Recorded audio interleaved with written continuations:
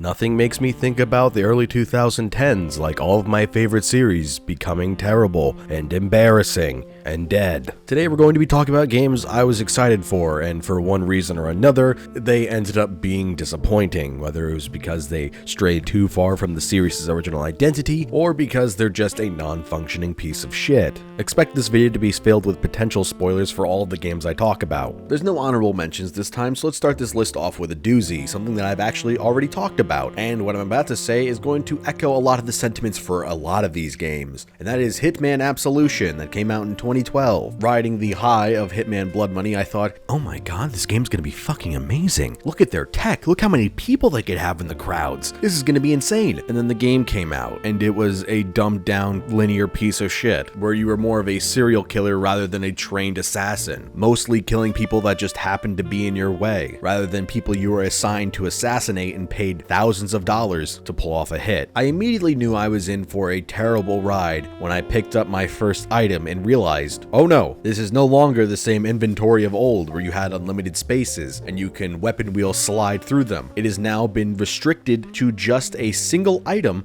of each type. So you could have one melee weapon, one pistol, one submachine gun, one rifle, and this incredibly narrows down the game's creativity and freedom, because you'll walk up to something and you'll interact with it, and if it doesn't go into one of your immediate item slots, you go, oh, this is supposed to be for a kill or a setup for some gag, and then you run around and you rub against the walls until you can find the context sensitive thing to plug your item into. The cast is incredibly insufferable between your bird shit covered liaison, the kid character you're forced to care about, and the really half-baked villain that frames you for murder. The thing that really irks me about this game's story is the inconsistency with 47's competency and strength. Occasionally, 47 is just a bumbling moron so he can get caught and captured, like where he gets electrocuted by the floor so he can get tied to a chair so then he can break out after he gets transported to this place. Or when he gets body slammed by the fat Mexican guard so then he can get framed for the murder, only for then to later have a wrestling match with this same guy and beat him. This game, in my eyes, effectively killed the franchise for like 4 years. I'm just so happy they were able to bounce back with 2016 and Hitman 2. Everybody has that really regrettable video game purchase that you just look back and go, oh god, I bought that day one, or oh god, I bought the special edition for that, or oh no, I was really hyped for that game. And for me, that was Resident Evil Operation Raccoon City. This is where I, the bright-eyed, naive child, learned about deceiving marketing and bullshot, because I saw all those trailers made by Blur Studios and they looked really fucking cool, but of course, they were CGI trailers and not reflective of the actual game. And back then, they didn't have to specify about that. So the game came out and I bought it day one. I bought the special edition, in fact, and boy, was that game a piece of shit. It is a bland, generic, third-person shooter. The feedback from guns is next to non-existent and the sound effects are piss poor and embarrassing. Half the game wasn't even there at launch because I could vividly remember in all the promotional things showing off STARS members, but they weren't even in the game until DLC later. The game was buggy as all fuck. When this came out, I just couldn't believe. I couldn't process, wait, a Resident Evil game could be bad? I think this is the game that broke me of the train of thought of games that I didn't like were just going, oh, they're not for me, instead of going, oh, this game is bad. Because looking back, there are plenty of terrible games I played as a kid and just thought, oh, this is weird. Maybe I'm just bad at this game. Or, oh, this isn't for me. No, these games are terrible. This game is similar to Silent Hill Homecoming, where it has a bunch of things that are iconic to the series just so you can go, I know what that is. I like that thing. I remember that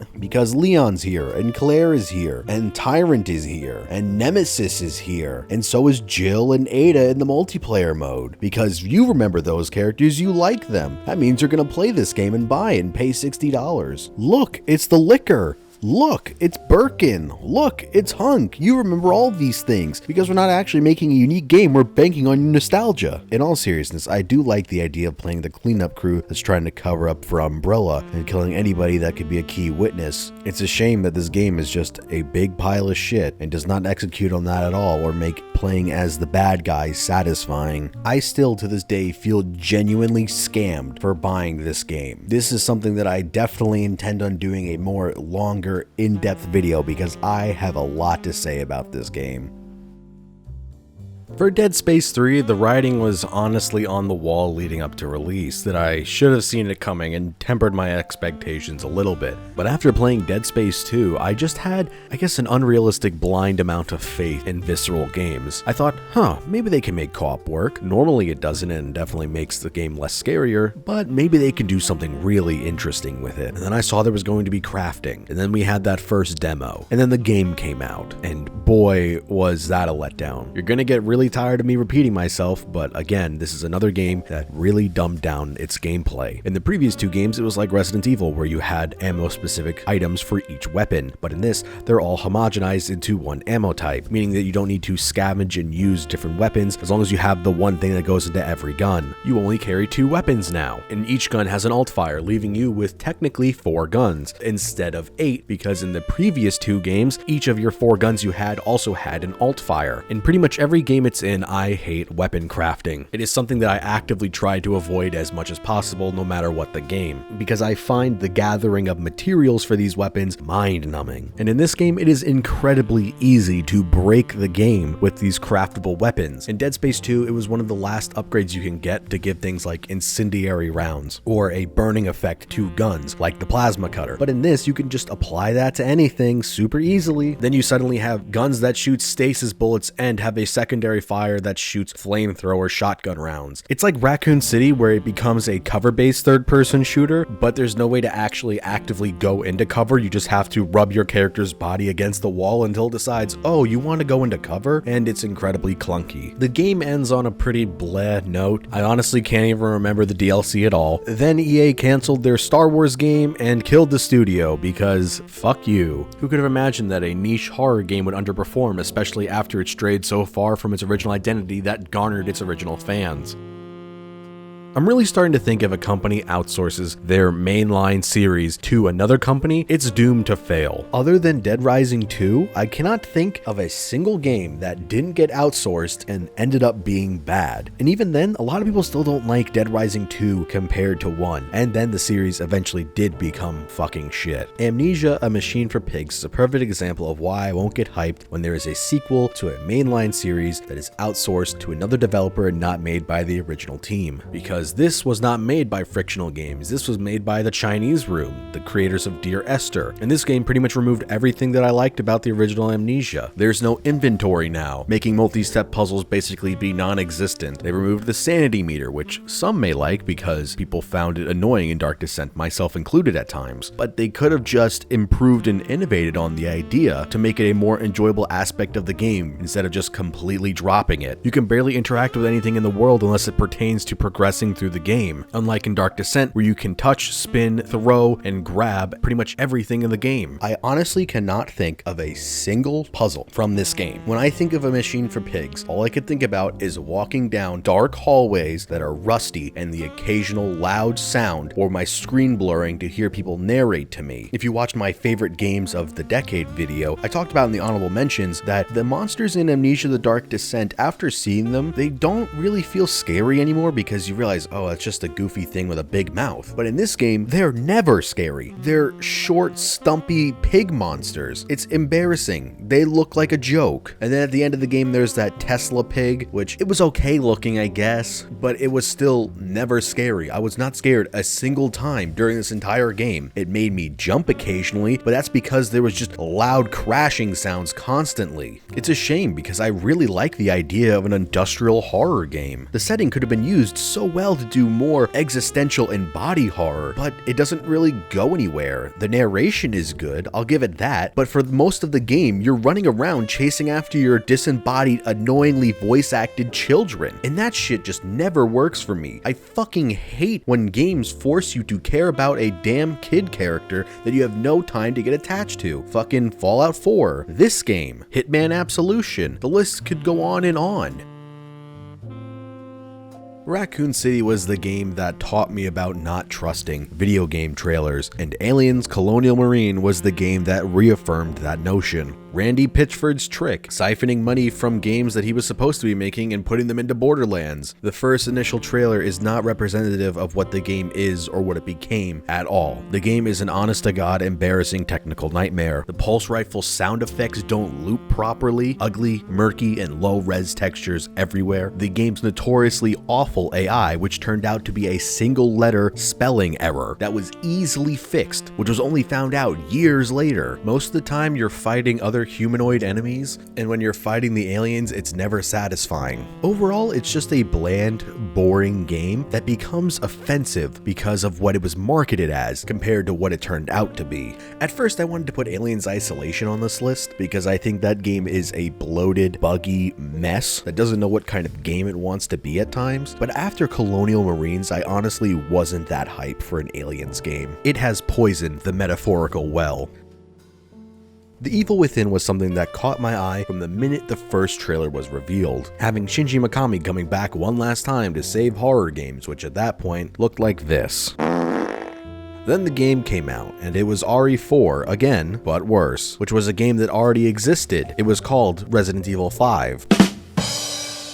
This game is incredibly derivative, and it's a shame because there are some really good monster designs and really cool ideas in this game, but there's just so much weighing it down, like the modern game design trends that are just chock filled with this that you could find in every other AAA title, like light stealth with bottles to distract enemies, traps that you can disarm and reuse for yourself, or you can use scrap to make your own, shallow crafting systems, double points if it's for your arrow-based weapon. The game abandons its interesting setting that was the mental hospital to send you into bland, overdone areas like a village and a gray city. It has stupid and insufferable characters that just throw themselves into harm's way for the most immersion-shattering shit. The story has some really flaccid twists about reality, and then the story doesn't resolve or explain anything in the main game itself. I never got to the DLCs because I do not like this game, so for all I know it could have been explained in that. Anybody who got this game at launch and attempted to play it, especially on PC, it was a broken piece of shit, constantly crashing, terrible hitching, terrible frame rates, constantly crashing even on consoles like the PS4. You could just watch the Super Best Friends Let's Play of this game and just see them frustrated beyond belief just trying to actually play the game, but they can't because it constantly shits itself. The console versions were forced to have the letterboxing because without it, the game would shit itself, even worse than it already did. Eventually, the console versions got a patch that allowed you to remove the letterboxing, but this wasn't until 8 months later, so who exactly was playing this game? Fire Emblem Fates is just a depressing game to talk about, because it has a bunch of really good ideas, but it spends so much time chasing the dragon that was Fire Emblem Awakening trying to recapture its success, and it doesn't do that at all. It ends up reusing a bunch of things that were popular in Awakening, like the future kid characters, but instead of how it was in Awakening where kids were coming back from a fucked up timeline, they instead throw them into a hyperbolic time baby chamber until they come out as adults, maladjusted and resenting their parents for doing that to them. It's just comically stupid, and I could not believe that this was an actual plot point. I was just laughing my ass off. That was so dumb. And then they have characters they literally just brought over from Awakening and have them use aliases, like Owain is Odin. The localization is also pretty bad, like having the two ninja characters support between each other just be ellipses when originally there was actually dialogue there. Support interactions are where you're supposed to learn about these characters, unless they're major players to the main story. So when you make the supports just a bunch of ellipses, how are you supposed to learn about these characters or get attached to them at all and not have them just fade into obscurity in the background shuffle between all the other characters? The whole setup and premise for the conflict is also pretty poorly executed. Like for the first few chapters, you're hanging out with Ryoma and your birth mother, then the Norian Empire show up and fuck up your town and kill your mom, and then you turn into a dragon, and this is where the story is supposed to split between whose side you pick. But with how the story is presented to you up until that point, I can never see a reason to ever side with Nor. You see your adoptive father that kidnaps you be completely evil, and you're told that he killed your real father, and then they just killed your mother and destroyed your home. Why would you ever go, okay guys, you're my biological family that I got reunited with after being kidnapped as a child. This is really cool, I get to meet you. Oh, they showed up and killed our mom and destroyed our town. I'm gonna leave with them now. Bye guys. And then you go to the conquest route. Corn just comes off as such an idiot at times, and when he's the main character, that really takes me out of the story, because it doesn't feel like this is supposed to be a narrative told from the perspective of an idiot or someone who doesn't get what's going on around him. I ended up not even finishing Revelation because I was just so bored and disinterested with the story at that point that I just could not become invested enough to slog through it, even though I ended up buying both versions and the DLC at launch. Yeah, I should have waited to see if I liked one of the versions first, but realistically this should have just been packaged as one game instead of split into two that you have to buy both halves and then a DLC. Now you may be wondering, why was I hyped for Berserk and the Band of the Hawk? Not only is that a awful title, it was a Muso game, and the quality of licensed Muso games was basically a coin flip. Sometimes you get Hyrule Warriors, sometimes you get Ken's Rage 2. This one is somewhere in the middle, and I think that's why it's the most disappointing, because it has moments which I'm hesitant to call brilliance, but they're fun, but it's also bogged down by really repetitive gameplay, boring levels, boring AI, terrible clunky boss fights, horrible horse riding that feels like shit, which is probably why Skull Knight is not a playable character, because he would not translate to this game well at all. Its cutscenes just reuse the Golden Age arc movies, and for cutscenes that don't do that, it's just lazy shot reverse shot of two character models standing still. It's an okay fan service game at best. You get to see the cool moments from the manga in motion, but what gets me really salty about this game is when I see trailers for Persona 5 Scramble, and that just looks like it has so much more effort and work put into it that I go, but why didn't Berserk get that? Ultimately, this game is just more forgettable and tedious than bad, and that's what makes me find it the most disappointing, because I want a good Berserk game that comes out in English officially, that's fun to play and is faithful to the manga. Hell, I would take another game similar to the Dreamcast game that is its own original story. Wolfenstein II feels like a game that didn't learn from any of the issues from the first one. Now, while Wolfenstein The New Order was on my favorite games of the decade list, it did have some issues with level design, specifically the pacing between having stealth sections to action sections back to stealth sections. It felt really all over the place at times. This game has that issue tenfold, where it feels like it doesn't know what kind of game it wants to be. You're incredibly fast now, and the gunplay feels even better than the previous game, so you feel like you should be running around, running and gunning, going crazy and ape shit. But because of how the story ended in the last game, you've been injured, so your maximum health is 50 unless you're overcharged, which will tick down back to 50, but now you have 200 armor. Because of this, you die pretty quickly, even on normal. So if you play on one of the higher difficulties, you have to play incredibly safe, or you're just gonna risk dying over and over again because enemies have hit scan laser weapons. So then it feels like it turns into a cover-based shooter, but it's a first-person game. So that feels really awkward. So at times it really feels like the game is funneling you into playing a stealth game, which feels counterintuitive to all of the guns you're given, and your incredibly fast running speed. I wish it would have just picked a lane and stayed in it. Does it want to be an over-the-top action game, or does it want to be a stealth game? Either one is fine, but as is, it's just a cobbled together game of both aspects, neither which excels particularly well because of the other one's existence. Then, like Fire Emblem Fates, it's just reusing things that were popular in the previous game because they worked, and it comes off like they're trying to recapture the magic of the New Order. For example, they reused the same joke that's been done twice at this point, both in the New Order and the Old Blood, with how BJ Blazkowicz is terrible at German, is a terrible actor, but all the Nazis think he's Aryan for how he looks, but the irony is that he's American and Jewish. It was funny the first time, and hell, I even found it entertaining the second time, but the third time, it just feels like you don't got any new material, and the scenes run on super long. It went from being witty and charming writing to just overplayed and done to death. Wolfenstein II is a game with a lot of good ideas, but its general lack of focus feels like it is weaker than the first game. Maybe they can pull it back with a third game, because with how the game ends, it feels like it is supposed to be a trilogy because it just stops when it feels like it's just about to start. I don't think that Youngblood is supposed to be that game because it's A, not full price, and B, it focuses on BJ's daughters, but I never actually played that game because I watched the gameplay and I saw the leveling system and I knew that game was not for me. So who knows?